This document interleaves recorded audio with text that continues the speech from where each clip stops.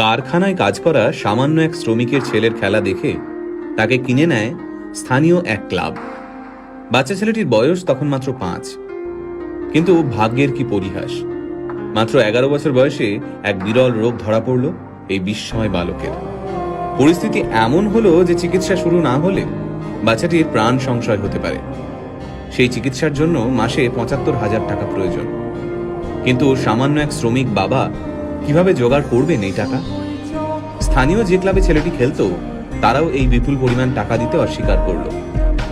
খেলা তো দূর, একটা সময় যার বেঁচে থাকা নিয়ে সংশয় দেখা গিয়েছিল, আজ সেই ছেলেটাই এই পৃথিবীর সর্বকালের সেরা একজন ফুটবলার।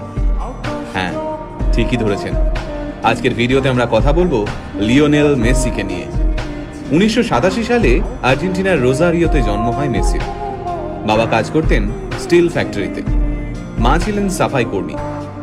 হাঁটতে শেখার আগেই ফুটবল নিয়ে কসরত করা শিখে যায় ছোট্ট মেসি। পায়ে বল নিয়ে যেন জাদু দেখাতে পারত ছোট্ট ছেলেটা। তার খেলা দেখে মাত্র 5 বছর বয়সে তাকে কিনে নেয় স্থানীয় এক ক্লাব। ছোট্ট মেসির খেলা দেখতে দূর দূরান্ত থেকে মাঠে ভিড় জমাতো দর্শকরা। তাই মাত্র 5 বছর বয়সী মেসির খবর ছড়িয়ে পড়ে আর্জেন্টিনা থেকে স্পেনে।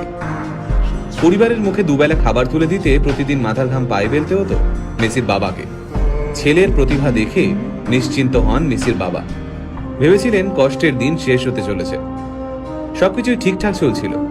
সবাই জানতো মেসি ইউরোপের বড় কোনো ক্লাবে খেলবেই। তারপর মেসির যখন বয়স মাত্র 11, তখন ধরা পড়ল এক বিরল রোগ, গ্রোথ হরমোন ডেফিসিয়েন্সি। এই রোগের কারণে বাচ্চার বৃদ্ধি কমে যায়, সাথে বেড়ে যায় ওজন। এই রোগের চিকিৎসা করাতে প্রতিদিন মেসির পায়ে 2টো ইঞ্জেকশন দেওয়া হতো। এই চিকিৎসা করতে মাসে খরচ হতো প্রায় 75,000 টাকা।